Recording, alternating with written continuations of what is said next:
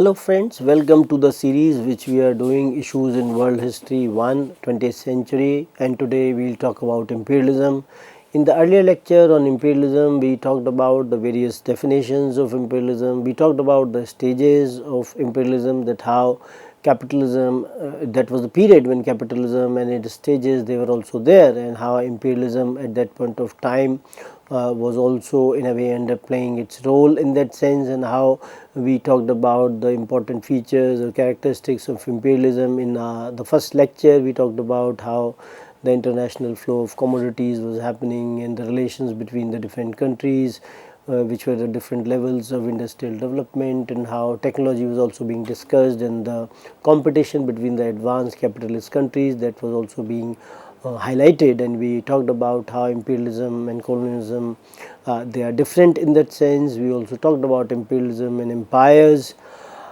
We also in a way talked about the formal and the informal imperialism as well, and in that sense various kinds of phases or the stages of capitalism in that sense they were also being talked about. And when you talk about these kinds of approaches in that sense, we find that different scholars they have argued in different kinds of framework in the framework of imperialism. And when we talk about the theories, we see that they have been grouped into two broad types: economic, in which we have J. Hobson, Hilferding, Rosa Luxemburg and Lenin, and the political, in which we find the Schumpeter, Fieldhouse, Gallagher and Robinson. So we find they can also be distinguished as metrocentric, in that sense Schumpeter, Lenin, Hobson, and pericentric, Gallagher, Robinson and Fieldhouse. So in that sense one has to understand the various kinds of theories which have been given by the different scholars, and that how they have tried to understand imperialism. And we find that when you talk about the economic theories which have been talked about by Rosa Luxemburg, Hobson, Hilferding and Lenin, they had a common feature, and that was the political agenda in that sense. And when one is talking about these kinds of ideas with regard to the theories which have been given by the scholars, we find that Hobson's purpose was to alert the British public to the new plutocratic phenomena that was hijacking the British foreign policy, and to in that sense to the expansionist agenda that was extracting a heavy price from the ordinary people merely to satisfy the financial capitalists who cared for nothing except maximizing returns or their investments. So we find that the maximization of profit was one of the important concerns of the capitalists at that point of time, and they were largely concerned with that. And we find that how the people, those who have talked about imperialism, like Rosa Luxemburg, who was a fiery revolutionary social democrat leader in Germany, or Lenin for that matter, who was a Bolshevik leader and the maker of the revolution in Russia in 1917, and how he was also trying to convince the Russians that the First World War was an imperialist war which they would do best to stay out of. And this is how we find that how Russia also in a way took an exit from this war before the war ended. And scholars like Hobson, they explain imperialism as an outcome of the capitalist system. And when you talk about the key concept which is used is the underconsumption, and the industry looked for foreign markets as it could not find the domestic markets for its goods, wages being low. So we find that Hobson has dealt in his work Imperialism, which was written in 1902 in this particular framework, and how imperialism was also as an outcome of the capitalist system which was prevailing at that point of time. And Hobson especially largely talks about this kind of an idea of underconsumption, that how the industry, it was looking for the foreign markets. Industry was looking for the foreign markets because the domestic markets, they were not in a way purchasing the products which were there, the goods which were available for them. because the wages were also very low here. So, we find that in Hobson's ideas, he wanted to explain imperialism in that particular sense, and during this time we also see that the industrial powers, they were also competing for the foreign markets. At this point of time, there was also some kind of a race for the colonies, and how these colonies, they would serve as some kind of captive markets. And we also see that this kind of a race for the markets was also seen as, or seeking colonies for that matter, could also be seen as one of the reasons for the initiation of the First World War. And how the underconsumption also leads to oversaving during this time, as the domestic investment does not make the sound economic sense when there is a little purchasing power in that sense. So, how these kinds of economic concepts, they were related to each other, where underconsumption was leading to oversaving, that has also been talked about by Hobson. And we see that he also talks about in the framework of the colonies, which are serving as channels for investment as well. And he concluded that the dominant directive motive behind imperialism was demand for the markets and for the profitable investment by exporting and financial classes within each imperialist regime. So, he tries to explain imperialism in that particular context, and how underconsumption was an important determinant that he has argued. And the other kinds of motives, he has rejected them and dismissed them as secondary in nature, and he says whether the power, pride and prestige, all of them, they were not all that important, they were secondary. Or the trade follows the flag or the mission of the civilizing natives as well. So, he has argued that how trade was an important factor, it was the most dominant factor, and the other motives, they were not at all important in that sense, or the other, they were secondary in nature. And how even the mission of civilizing the natives was not all that important, and the important aspect was the trade, as has been argued by the Hobson. And we see that other scholars, they have also in a way tried to see imperialism in some way, and Rudolf Hilferding, as you can see on the screen as well, he wrote this work called Finance Capital, which was published in 1910, and how this particular work, it demonstrated that how the big banks and the financial institutions, in fact, they control the industrial houses in this last stage of capitalism, which was better known as the finance capitalism. So, we see that how the role of the big banks during this time, or the financial institutions which were there, and how these big banks and the financial institutions, they were controlling the industrial houses in the last stage of capitalism, which was known as the finance capitalism. And how the monopoly capitalists, they look to the imperialist expansion as a way of ensuring the secure supplies of raw materials and the markets for the industrial goods and the venues for the investment. And as each big European power was a monopoly capitalist, economic competition soon became the political rivalry, which in turn escalated into war. So, we find that this kind of an idea of monopoly, and how the people, those who are associated with monopoly capitalists, they wanted imperialist expansion, and how because of which they will be able to secure the raw materials, they will be able to secure the markets, and how they will be able to invest their money.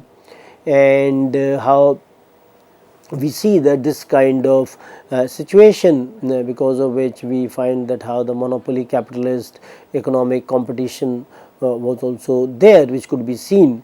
And this kind of an economic competition later turned into some kind of a competition in the political framework as well, and how some of the nations, they developed this kind of a political rivalry, and this political rivalry could turned into some kind of a war situation at that point of time, as has been argued also that these kinds of factors played an important role, or these were the reasons because of which we find that First World War took place. Then Rosa Luxemburg has written Accumulation of Capital, and it highlighted the unequal relationship between the imperial powers in the colonies, that how they were in an unequal relationship between them and European powers. They gained the captive markets and secured profitable avenues for investment. And in contrast, colonies were merely suppliers of raw materials and foodstuffs. And as we talk about other political leaders, we talk about Lenin, that how he in Imperialism, High Stage of Capitalism, which was written in 1916, we find that he argued, or in a way talked about, that how the advanced capitalist countries, they invest in the backward countries because limits of profitable domestic investment have been reached. To invest at home would in a way require the development of the economy and better standard of living for workers, neither of which was in interest of the capitalists. So we find that Lenin in a way argued in that particular framework, where he says that how the capitalist countries, they were investing in the backward countries because the investment opportunities in their home countries, they were providing them some kind of a diminishing returns and some kind of a limit in the framework of the profits in the domestic investments that has been reached. And so in that sense, they are more interested in terms of investing in the backward countries, because that would provide them far better opportunities in terms of earning. And we also see that they were also not interested in terms of investing at home, because then they had to provide facilities for the workers in which they were not at all interested. And we also see, when you talk about how the imperialist interests, they lay behind the rivalries between the European powers that culminated in the First World War, as has been argued by Lenin as well. And his intention was overtly political, to in a way expose the capitalist designs and convince people of Russia that they should not participate in the war or the First World War. So this kind of a tract which was written by him, it was talking about these kinds of ideas, and how we see that how his intention was also political in nature, because he wanted to expose them, and he wanted to in a way communicate to the Russians that it was not in the interest of the Russians to be the part of the First World War. And we find also that how Russia exited from the war once Lenin took over. And we also see that how non-economic explanations, they have also been provided in Schumpeter's Imperialism and Social Classes, written in 1931. It broke away from the leftist paradigm which located imperialism and capitalism on the same grid. And Schumpeter talks about imperialism and capitalism in that sense, that they were seen as clearly separate phenomena, that they were not one. And imperialism was atavistic in nature, which means that it was generated by the pre-capitalist forces, pre-modern in essence. And in contrast, the capitalism was a modern, innovative, productive, and did not need control of territory in order to prosper. So we find that how Schumpeter in a way has talked about imperialism in that sense. He has not tried to see imperialism and capitalism as the entities which are growing together, and they have clearly a separate kind of a phenomena, as has been argued by Schumpeter. And the origins of imperialism, they are seen to be pre-modern in nature. On the other hand, the economic historians, which are trying to see imperialism, they in a way see the rise or the growth of imperialism in a modern setup, and they try to locate them in the capitalist setup. In that sense, imperialism of free trade or informal imperialism was seen to be as important as formal imperialism. And the political expansion was a function of the commercial expansion, trade with the informal control if possible, and trade with rule when necessary. So these kinds of arguments, they have also been put forward, and they have also been argued in that sense by the various scholars. They have tried to understand imperialism in the economic as well as the non-economic frameworks. And for them, we in a way find that the arguments which have been expressed by them, they have been relevant when we try to understand the situation of in that particular times. And when we tend to understand other scholars, we find that Gallagher and Robinson's explanations of imperialism was pericentric in nature. In their view, imperialism was a process which was driven by the pressures from the peripheries, and Asia, Africa, and Africa and Latin America. All these regions, they have also been identified in that particular sense as well. And as we discussed earlier, also that how the scramble for colonies was a preemptive move by the European powers to occupy whatever territory they could in Asia and Africa, so as to keep out the rival nations as well. And 1890s was a period where we find that how this scramble for colonies took place in Africa, and how the European powers they wanted to occupy whatever territory for themselves, so that the other countries of the world, they should not become party, in that sense that they do not come to this kind of a stage where they are also seeking colonies for themselves. And when we tend to understand this idea, we find that this idea in a way questioned the traditional Eurocentric explanation of scramble for colonies in terms of great conflicts of European diplomacy or great thrust of expansionary financial capitalism. So, when we tend to understand these ideas, we also have to see their rationale behind them, and how they have also been questioned by others as well. And when we tend to see the views of other scholars like Fieldhouse, he advanced a political explanation for imperialism, and he says that the new imperialism was extension into the periphery of political struggle in Europe, and at the center balance was so nicely adjusted that no major change in status or territory of any side was possible, and the colonies became a means out of this impasse. And when we talk about this idea, we find that how for British this impulse meant protecting route to India through Egypt and Suez Canal, which necessitated control over the headwaters of Nile and a predominant position in North Africa.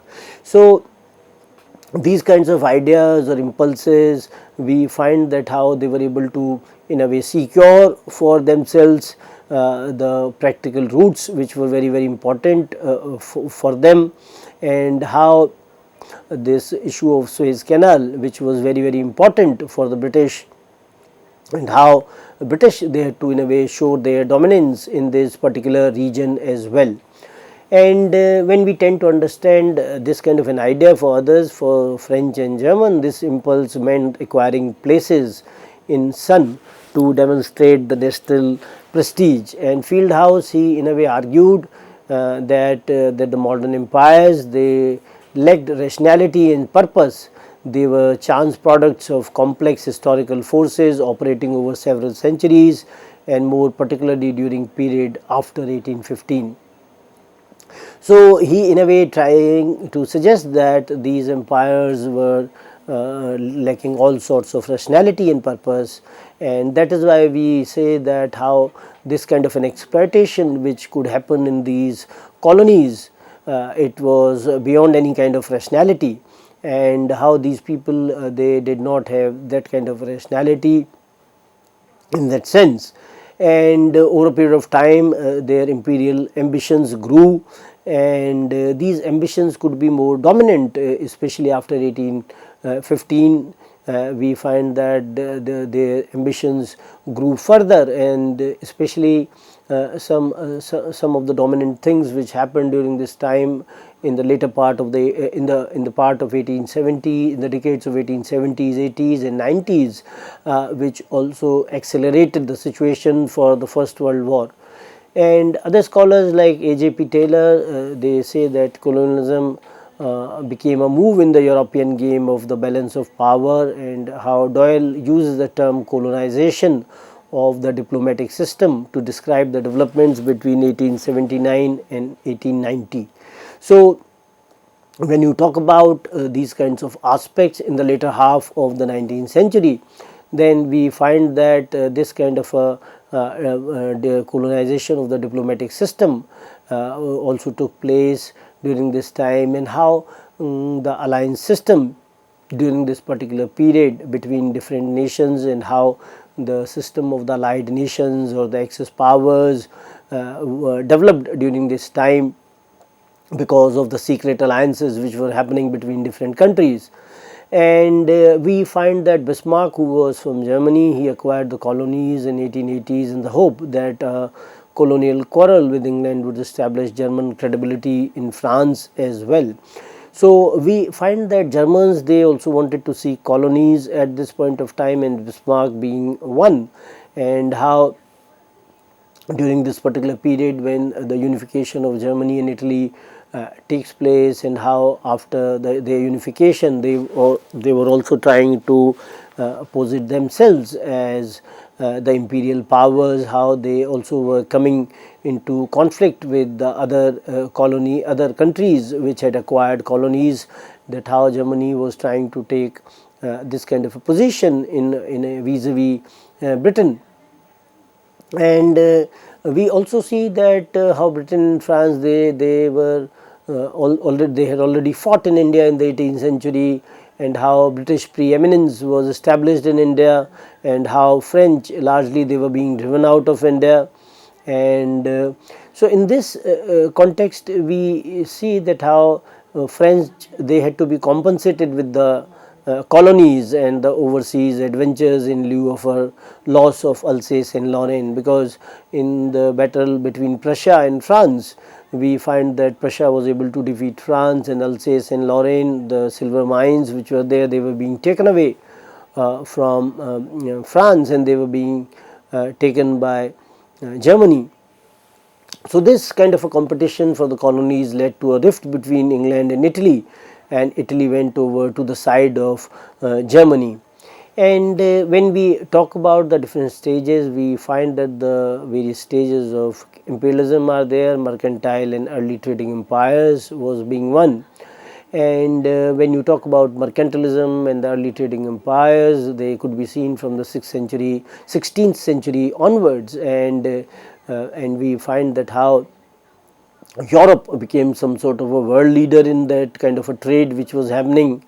And when we try to look at the world in 1500, Europe's dominant position could not be taken for granted at that point of time. But over a period of time, how Europe was able to establish its dominance, and because when we tend to understand the period of around 1500s, then China under Mings and India under Mughal rule or Ottoman Empire, they were largely at the same level of development. And we see that how when we tend to understand these empires, how they suffered from one major drawback, however, and that was their domination by a centralized authority, which did not provide conditions conducive to any kind of intellectual growth.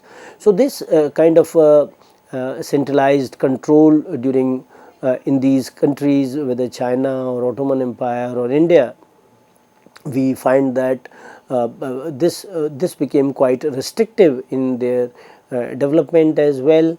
And when we in a way see the other European countries, we find that the competition between the different European powers, it encouraged the introduction of the new military techniques, long range armed sailing ship. They helped the naval powers of West to control the sea routes as well. And this increased military power combined with economic progress to push Europe forward and ahead of other continents as well.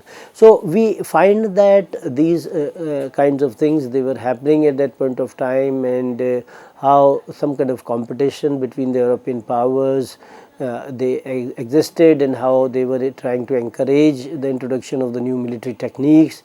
And at the same time, the economic progress was also happening. Agricultural revolution had taken place in Britain, and then we find the industrial revolution and the industrial revolution in other countries as well. So we'll talk about imperialism further in our next lecture. Thank you very much.